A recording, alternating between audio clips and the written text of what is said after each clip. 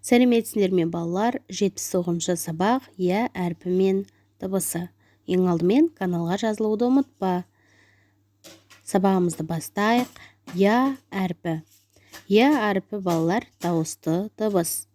Я әрпінің естілуі ол қосарлы дыбыстың естілуінен пайда болады екен.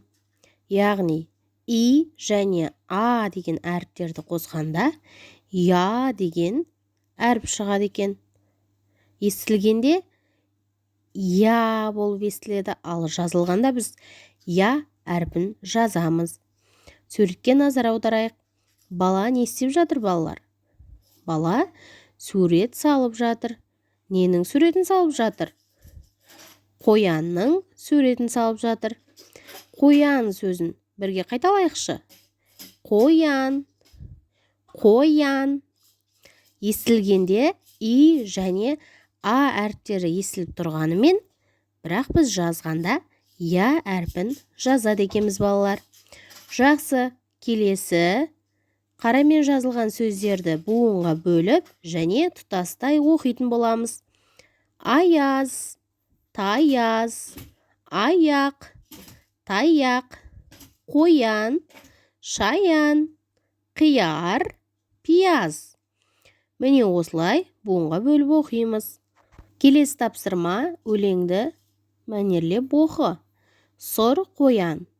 Ұзын құлақ сұр қоян естіп қалып сыбдырды.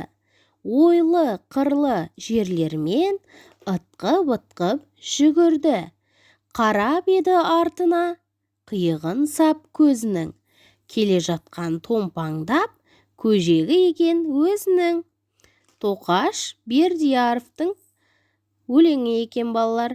Сонымен бұл жерде я әрпі кездесіп тұрған сөздер қоян екен, балалар. Жақсы, келесі тапсырмаға назар аударайық.